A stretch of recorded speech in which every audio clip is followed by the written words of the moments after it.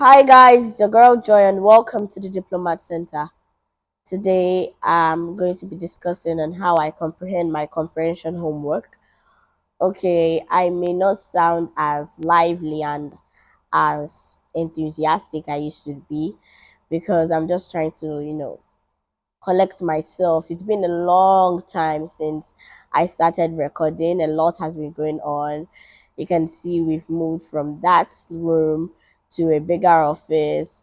Then we've become a non governmental organization, and a lot has been going on. Then, coupled with the reading, the tech stuff, everything together. So, I haven't had time for camera. So, I might not be as lively and as jovial I used to be, but please just have to bear with me. I'll soon catch up.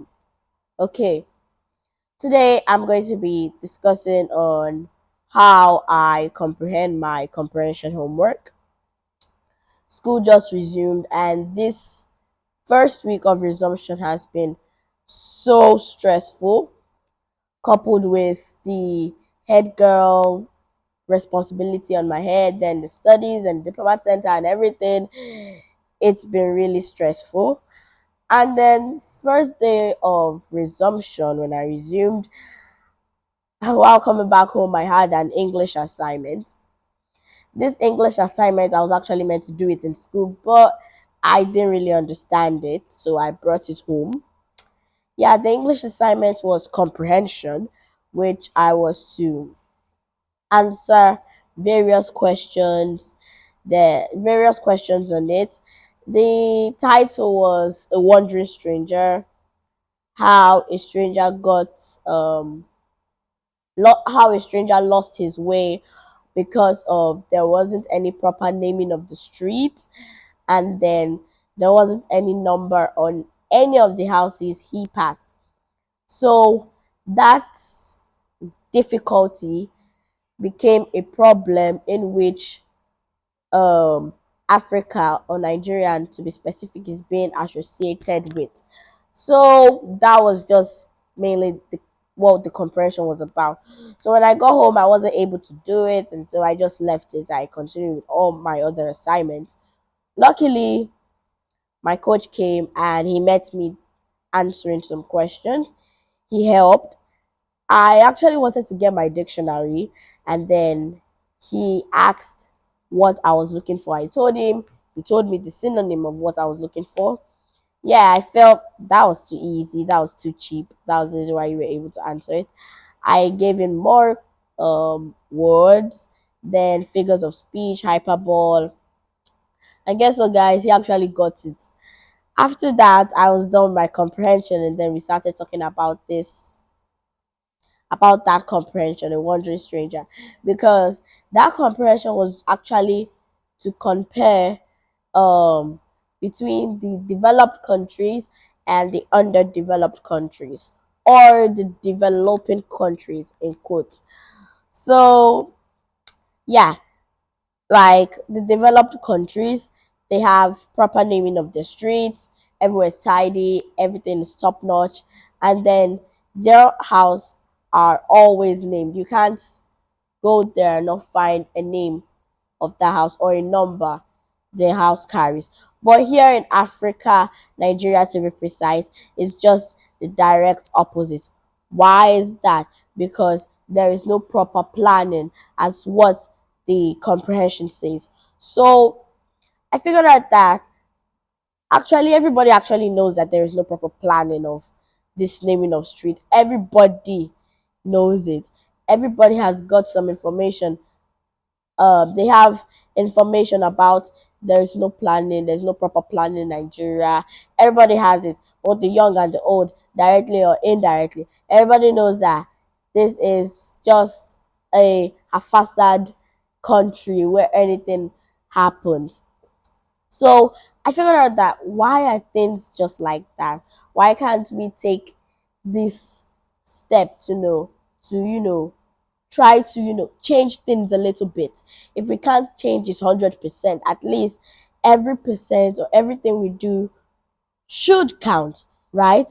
But no, we don't want to do that.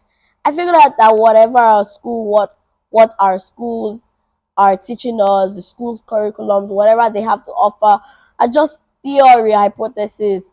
But we can't actually, put it into practice, take action. The only way you can take action is to go out of the norms of what other people are doing. That way you become the abnormal type, you become the weird type, the awkward type, which simply means you're an outlier. You're non-conformist. You're not following them. When others are going right, you choose to go left because you know that going in the wrong direction, in quote, as they put it, will surely birth something out. Not following the wind and then doing what everybody's doing, and then you want to get a different result. It doesn't happen that way. You want a different result, follow a different path. Now, my school, for example, especially it happens during mathematics class. Like, I just get stuck in some topics that I find it difficult to comprehend. That are we actually going to use this? Like, seriously, whatever they're teaching us, are we going to use it in reality? At some point this afternoon, my friend asked, because we were learning matrix. We first learned mapping and function, then we moved on to matrix, and then my friend was like, "So everything you're going to be teaching us throughout this term, or everything you've actually been teaching us, everything we've been taught, are we actually going to use it in the future?" Because there was an argument going on.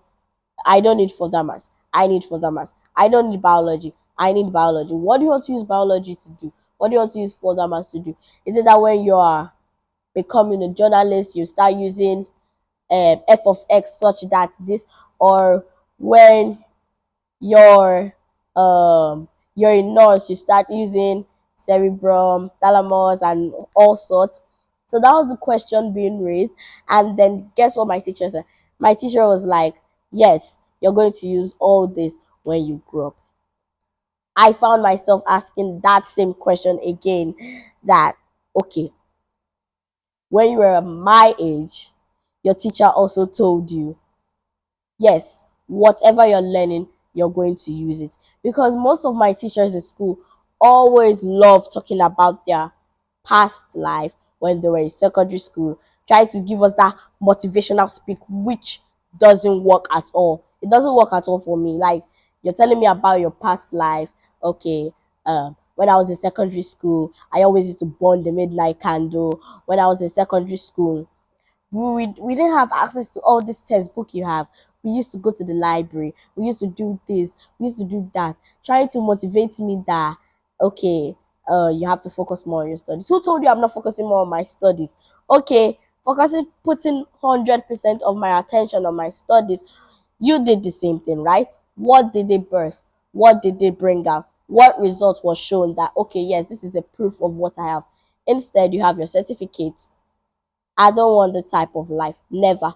So I found myself asking that same question. And then at the end of the day, we take what they're teaching us in school, we take it fine. We also sit down, we comprehend what we're doing, we comprehend everything they teach us, and then the next 40 years, another generation is being brought out. And then we also foist that theory on them. Them too, they also do the same thing as us, and it continues. That loop continues on and on and on. But we have to be a specific generation where we have to break that chain. When we say no, we don't want to do that. We want to be an outlier. We want to be a non-conformist. We want to be out of the norms. We don't want to follow the crowd. We want to stand out because we are a city set upon a hill that cannot be hidden. If you're a city set upon a hill, that doesn't mean um you're a light that is under a bushel. No, that can't work. You have to stand out, and that's who we are trying to become. So if we actually know that going out of the norms birth something good, because I can't be in a situation whereby I'm not able to, my surrounding or my community or my village or where I stay, where I was brought up, is not able to, you know, there's no that history of joy being there. I can't imagine being wealthy and then my street, my town, my country, my village is still backward the same way I came to this life and met it. No, if I'm going, if I'm okay, let's say I'm going to be leaving that village, at least my footprint should be there. A record should be of joy that there should always be this statue, this history of joy that when she was here, this is what she was the one who birthed all this. Because New York are actually people's hometown, and we all want to go there. We all want to live there. We want to have the best of memories there. But was it just created?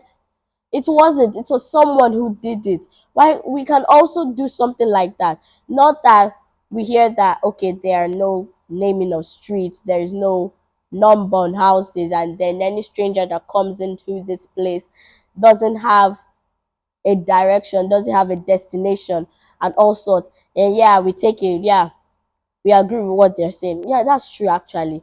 Something needs to be done. We are always saying something needs to be done, something needs to be done. But the truth is we are not actually doing it. And that's what we Diplomat Center are trying to do. We are trying to go out of the norms, not trying to say, yeah, something actually needs to be done. Why can't we take that step of actually trying something? Why can't we take that step of yes, we can do it. Something has to be done, and we'll take the first step. We'll take that bold step. That's what we are trying to do, trying to build each child's talent, not just trying to force them on this occupation stuff. You have to become a lawyer because that's what school is just giving us. You have a specific department at JSS1. You have a specific, you have topics you're going to be learning. At SS1 you have a specific department, and then when you get into university it goes on and on and on. Then you come out being a doctor, or you come out being an engineer. Meanwhile you were actually to become a fashion designer. Meanwhile you're actually to become a chef. Are you saying those that occupation of being a doctor is more better, or it's more beneficial to other people than becoming a chef, than becoming a fashion designer? I mean, who take care of our clothes? Who take care of what we eat? Who take care of our inner mind? Who take care of how we look? Who will take care of how we dress, how we exercise, and all stuff? All those are just being abandoned. Like all those repetition, all those music and everything we listen to, who will take care of it, who will have a positive impact on us? But no, we want to be that doctor, you want to have that occupation where we wear this white suit, or where we wear this cap, or where we have this stethoscope, where we have this helmet of being an engineer also. I believe that whatever we are being taught in schools, I'm sorry, we should be able to sit down, comprehend what we've been taught, like sieve it out. Is this working for me? Is this not working for me? That's the type of person I want to become. Not they give me this and then I just have to read it, I just have to understand so that I'll be able to pass exams. That's not how reality works. See you guys in my next video where I'll be going live to summarize this book, Americana by Chimamanda Ngozi Adichie. Bye guys.